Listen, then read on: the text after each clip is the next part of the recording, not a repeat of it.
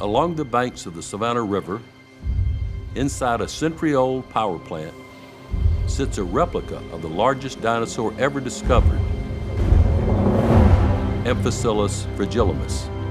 This 135-foot sauropod is the crown jewel of Plant Riverside Entertainment District, a mixed-use hospitality and retail destination in the heart of Savannah, Georgia's historic district. This adaptive reuse honors the rich past of this early source of electrical power. From the very beginning, this place felt like a museum. But as we thought deeper about the fossil fuels that powered this place, we realized we wanted to tell the story, what is the source of this power? Through our exhibitions, we want to take people back to a time when prehistoric plants were compressed underground and became coal and oil, when geodes and crystals formed inside volcanoes, and when dinosaurs roamed the earth. What better way to honor the Earth's past than to display the largest dinosaur ever discovered inside Savannah's very own Natural History Museum? Education is so important for our children and for adults too. It opens up our minds to a large world. But how do you actually build a dinosaur? We needed a paleontologist with extensive knowledge and a proven track record at building large replicas.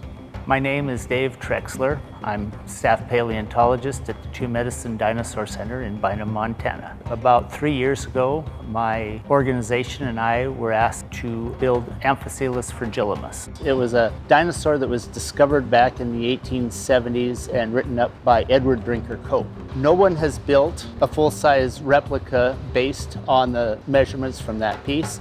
So this will be a first, and it will be a reproduction of the largest dinosaur ever known. Building such an animal is a fairly large undertaking. You have to have someone on the crew that knows how these animals were put together very, very intimately, a comparative anatomist, if you will. And of course, you've got to have someone who's got some fair artistic talent to make the colors and shapes match so that it looks like it should.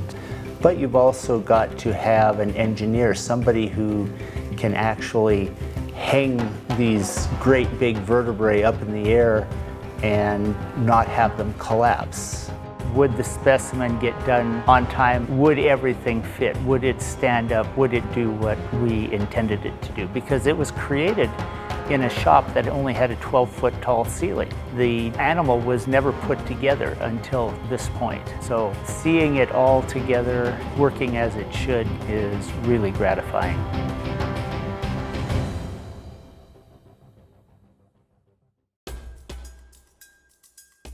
It took us a little over 2 years to actually carve the individual bones. We carved them out of a fire-retardant rigid foam.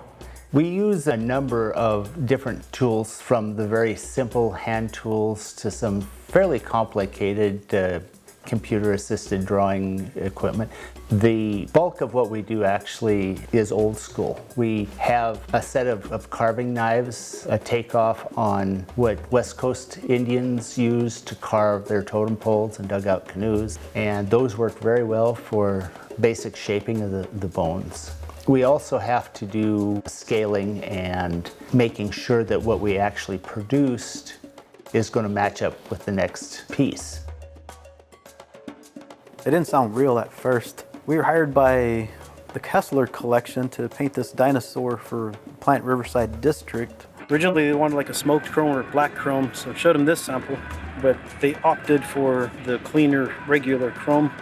Yeah, so when we receive parts, it's the foam coated with plaster, and then the plaster is sprayed over with a white water-based primer. Then the next step, we go to spraying black base coat and clear coat, let that cure out. And then the third step is spraying the actual chrome paint on. When people come downtown and they see this dinosaur that's painted with a chrome kind of look, I hope that, brings a smile to people's faces. The first challenge for assembling this animal is just the fact that it's being assembled 10 feet in the air to begin with. So we have a 23-foot tall animal that starts out where we assemble 10 feet above the ground. The procedure is assemble the body, and then we assemble the neck and tail onto the body. So we will put the hips together first and put those in place, and then the bones that go between the hips and the foreleg will be assembled. And once we get those 4 pieces locked down to the framework underneath and stabilized, then the neck and the tail gets assembled. The neck is a particular challenge because we have movable joints at virtually every bone connection point. So this is a hand, so not to be confused with a foot. Hands are on the front, feet are on the back, just like us. It's not structural, and we don't want to risk damaging it by dropping something on it or anything like that. So we wait to the very end to put these on. Dinosaurs are really weird. They're a lot like birds. They actually have what's called a sclerotic ring. So it's actually a bone inside the eyeball that helps keep it rigid. As you can see, this is not a very big head. If you look at the area where the brain would be, like right here, it's about the size of a tangerine, not very big at all. So the teeth are made for stripping. So rather than biting off and chewing, these animals just strip the vegetation off of a fern or a tree, and they swallowed it. So they had gizzards rather than molars. This will probably be the last bone we attach to the skeleton. It has really been a pleasure watching this animal come together for the first time. It was a lot of people that worked together to produce this. This is not something that one does every day. In fact, this is the only skeleton like it that has been assembled. And to be able to put pieces on without damage safely and quickly has been wonderful. Richard Kessler has been instrumental in producing an educational aspect to the gallery itself. He has asked me and others to be involved in making sure the information presented is accurate and that it does serve an educational as well as an entertainment purpose. When you can see a dinosaur, an animal that once lived some 150 million years ago, in this very place where you are today, it's pretty amazing. In addition to the dinosaur, we have many other fabulous elements that came from the earth.